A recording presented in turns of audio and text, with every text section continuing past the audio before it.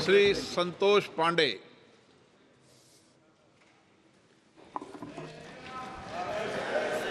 सम्माननीय अध्यक्ष महोदय, मैं आपके प्रति कृतज्ञ हूँ। आपने मुझे आज कीमती समय बोलने के लिए अवसर प्रदान किया। मैं सबसे पहले अपने छत्तीसगढ़ के और उन राजनांदगांव क्षेत्र के समस्त जनता का, मतदाता का भी आभार प्रदर्शन करता हूँ और आप सबके वरिष्ठों के प्रति मैं कृतज्ञ हूँ। आप सबको हृदय से शुभकामना।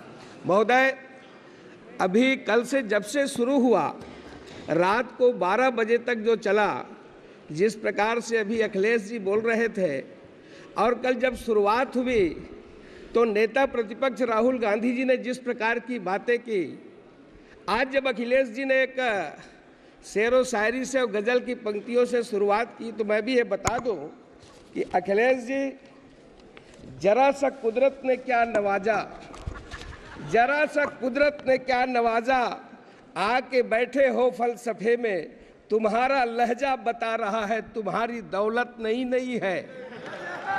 अब जितने भी यहाँ बहुत लोग बैठे हैं, ये सब उसी प्रकार की बात कर रहे हैं। आदरणीय अध्यक्ष महोदय, मैं बताना चाहूंगा, माननीय नेता प्रतिपक्ष कल राहुल गांधी जी बार बार भगवान शंकर का फोटो दिखा रहे थे। वो भगवान भोलेनाथ है, भगवान शंकर है, ये आपकी फितरत में है। आपने छत्तीसगढ़ में, मैं नाम नहीं लूंगा, आपके पूर्व मुख्यमंत्री का जो निपटा दिए छत्तीसगढ़ को, और वो आकर के लोकसभा में भी निपट गए। वो महादेव जी के नाम से सट्टा चला रहे थे, जिसे छत्तीसगढ़ की जनता ने निपटा दिया। आपको ध्यान होगा, 6000 करोड़ से ऊपर का सट्टा, जिसका संचालन आपके पूर्व मुख्यमंत्री ने किया।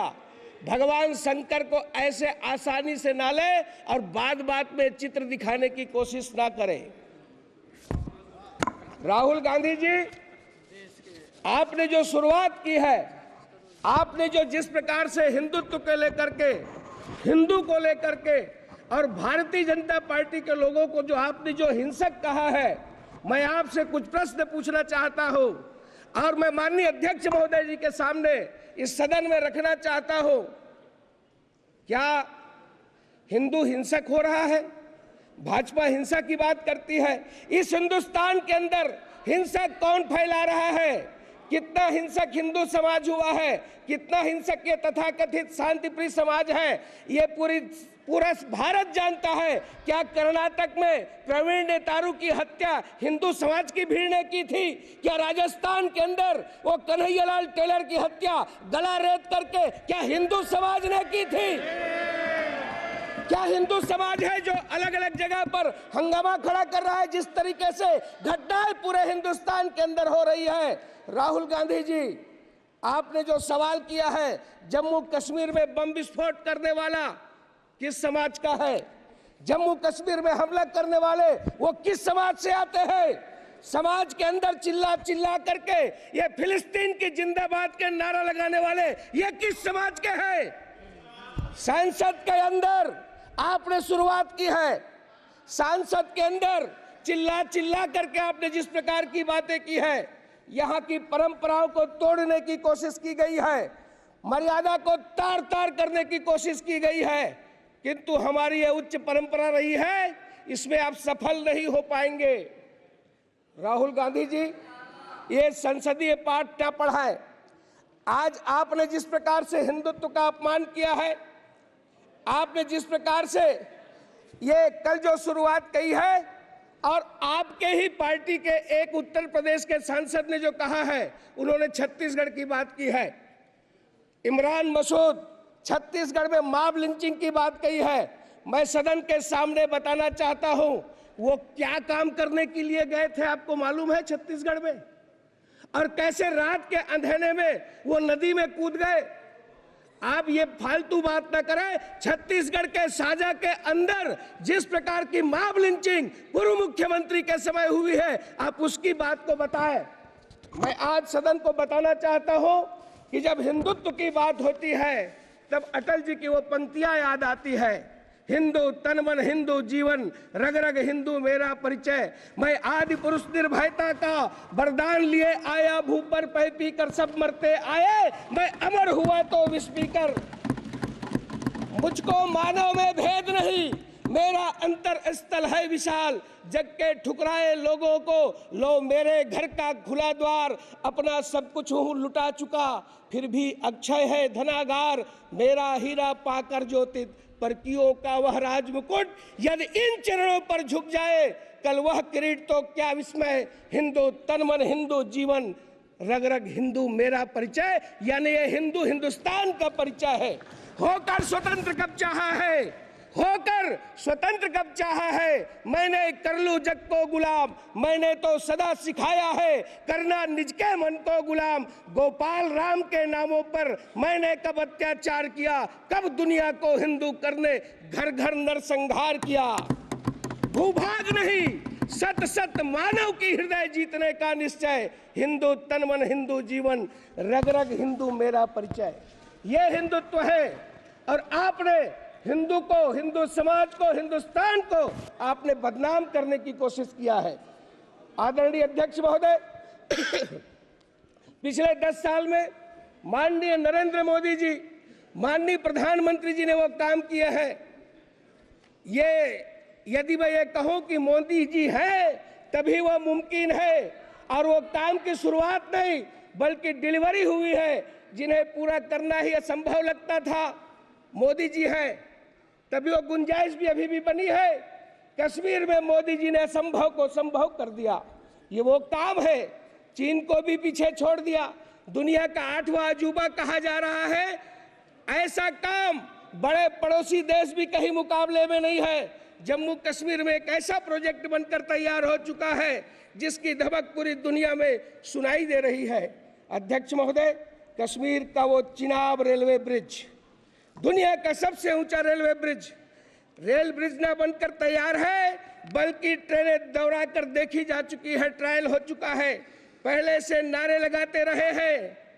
हम कहते थे कश्मीर से कन्याकुमारी है, किंतु सार्थक करने का काम माननीय नरेंद्र मोदी जी ने किया। दुनिया का सबसे ऊंचा चिनाब रेलवे ब्रिज, USBRL यानी उधमपुर श्रीनगर बारामूला रेल लाइन, ये प्रोजेक्ट जिसके निर्माण पर पूरी दुनिया की निगाह थी, माननीय मोदी जी ने पूरा किया। भारत ने कर दिखाया है, पूरी दुनिया भारत की लोहा मान रही है। अध्यक्ष महोदय, नदी की सतह से इस पुल की ऊंचाई 359 मीटर है। पुल एफिल टावर से भी 35 मीटर ऊंचा है। जहां लोग फोटो खिंचाने जाते हैं और बड़ा नाम लेते हैं, उससे भी 35 मीटर ऊंचा है। हमारे देश के कुतुब मीनार से ये 5 गुना है। माननीय अध्यक्ष महोदय, मोदी जी ने हर मुश्किल को संभव किया है। ठीक वैसे ही जैसे कोरोना काल में, महामारी में, अंतर्राष्ट्रीय बीमारी पर पूरी दुनिया, जी मैं बस 2 मिनट में खत्म करता हूँ, त्राही त्राही मची थी। विदेश के लोग कहते थे कि भारत में इतनी बड़ी आबादी है, क्या होगा। किंतु इस कोरोना के तूफान से भी राष्ट्र की कश्ती को सुरक्षित बाहर निकालने का काम यदि किसी ने किया तो वो है इस देश के प्रधानमंत्री नरेंद्र मोदी जी। कोविशील्ड, कोवैक्सीन का निर्माण ही नहीं कराया, संसाधन मुहैया कराए, लैब के वैज्ञानिकों को प्रोत्साहित देते रहे। देश में 300 करोड़ से अधिक डोज लोगों को वैक्सीन मुहैया कराया।